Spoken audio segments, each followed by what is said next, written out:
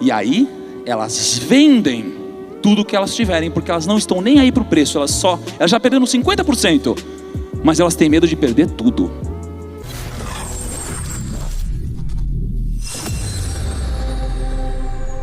Toda vez, eu não vou fazer agora, mas toda vez que eu chamo alguém aqui no palco, eu falo, cara, o que é mais importante para você? Longo prazo ou curto prazo?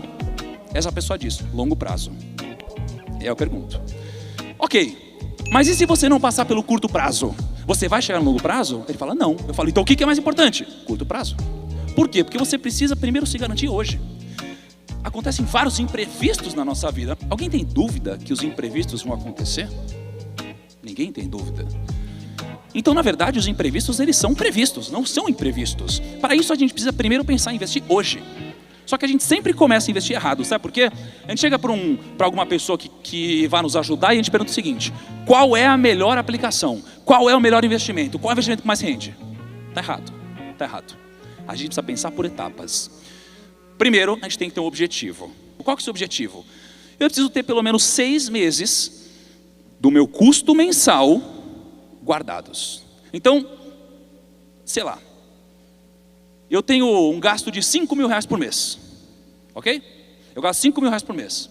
Antes de eu pensar em investir lá para o longo prazo, eu preciso ter 6 vezes esses R$5.000, então eu preciso ter R$30.000. Qual que é a ordem das coisas então? Primeiro, eu tenho um objetivo. Por quê? Poxa, viajei para Orlando um dia desses. Se eu não soubesse que era para Orlando, se eu não soubesse qual data que era, se eu não soubesse onde eu ia ficar, eu não iria conseguir me planejar. Não é? Segundo ponto, eu preciso pensar nas características de uma aplicação para o meu fundo de emergência. Quais são as características? Veja que eu não estou falando do produto ainda. Quais são as características? Eu sempre olho para 3 coisas numa aplicação financeira. Rentabilidade, risco e liquidez. Só isso. Só. O que é a liquidez? Liquidez é a velocidade que eu transformo uma aplicação em dinheiro. Quando a liquidez é alta, eu transformo uma aplicação em dinheiro rápido. Se a liquidez é baixa, eu demoro. Para o fundo de emergência, a liquidez é alta ou baixa? Alta. Boa. Liquidez alta. Eu posso correr risco com esse dinheiro de curto prazo para imprevistos? Sim ou não? Não. Eu preciso de uma aplicação segura. Só que se eu tenho uma liquidez alta, se eu tenho um risco baixo, qual vai ser a minha rentabilidade? Alta, média ou baixa? Baixa ou média. Esse dinheiro não vai te enriquecer. Eu tenho as características. Agora que eu tenho as características, só agora, eu vou procurar no mercado financeiro quais são as aplicações que se enquadram no fundo de emergência. Quais são elas? Tesouro Selic, fundos DI e de renda fixa, CDBs com liquidez diária e contas remuneradas. Só essas aplicações. Aplicações que são seguras, que você pode resgatar a qualquer momento e que tem alta liquidez. É isso.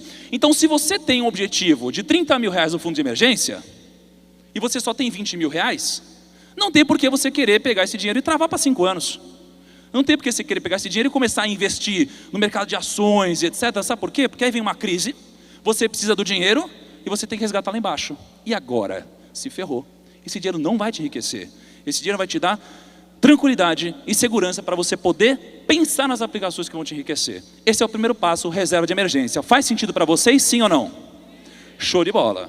Primeiro passo é esse. Agora, foca, eu quero 5 minutos da atenção de vocês, porque esse é o gráfico mais importante do mercado financeiro, na minha opinião.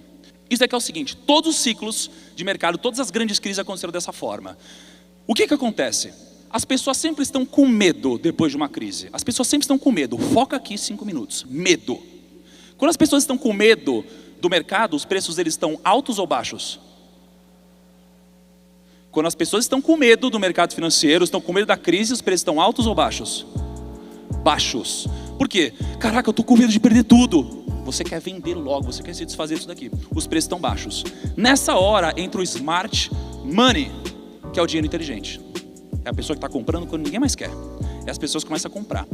E depois que essas pessoas compram, com o tempo, o ciclo da economia começa a melhorar. Começa a ter mais gente empregada, tem empreendedores dando certo, os negócios estão crescendo, tem gente consumindo. Quanto mais pessoas empregadas, mais dinheiro elas têm para gastar e comprar. E elas compram de empresas que vão investir nelas mesmas para poderem contratar mais gente, para contratar mais fábricas, para crescer cada vez mais. E a economia começa a crescer. E aí, começam a entrar os grandes investidores e a bolsa sobe. E a bolsa sobe muito. Só que nada sobe em linha reta, nada cai em linha reta. As coisas sobem, realizam. Sobem, realizam. Por quê? Porque tem gente que ganha muito dinheiro e fala, não, eu quero pôr um pouco do lucro no bolso. Ganha muito dinheiro, eu quero pôr um pouco do lucro no bolso. Quando o mercado cai, opa, está muito barato, como um pouquinho. O mercado cai, opa, está muito barato, como um pouquinho. É assim que funciona. E aí começa a entrar o grande dinheiro, o dinheiro cavalar, o dinheiro dos fundos de investimento, o dinheiro dos gringos, o dinheiro dos grandes investidores aqui, eles estão confiantes. E aí depois o que começa a acontecer? Entra o dinheiro do grande público, as pessoas que não sabem nada.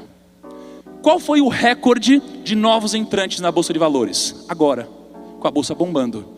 Qual foi o recorde de novos entrantes nas criptomoedas? Quando o Bitcoin subiu. Qual o recorde de novos entrantes em qualquer coisa nova? Em imóveis? Quando o mercado está bombando. É sempre assim. As pessoas entram depois do timing ideal. Geralmente é isso que acontece. Por que isso acontece? Porque elas estão gananciosas. E elas estão gananciosas demais. E quando as pessoas estão gananciosas, elas estão comprando a qualquer preço. Elas não estão olhando para valor, elas estão comprando para preço. Preço é o que você paga, valor é o que você recebe. Você tem um ativo com grande valor e você paga um preço diferente por ele. As pessoas perdem essa noção. E como elas estão comprando de forma gananciosa, estão pagando caro. E quando elas pagam caro, em algum momento o ciclo inverte. E quando inverte, o mercado cai. Só que essas pessoas compraram caro. E elas compraram lá em cima. E elas começam a ficar desesperadas, porque o mercado começa a cair, elas começam a ficar com muito medo, elas começam a entrar em pânico. Quando elas entram em pânico, elas só querem fazer uma coisa: acabar com o problema. E aí, elas vendem tudo que elas tiverem, porque elas não estão nem aí para o preço, elas já perderam 50%, mas elas têm medo de perder tudo. E elas saem. E elas estão com medo, e elas vendem para quem? Para mim, certo? Geralmente é isso que acontece, é assim que funcionam os ciclos da economia, os ciclos de mercado, e todos os ciclos funcionaram de uma forma muito parecida com essa.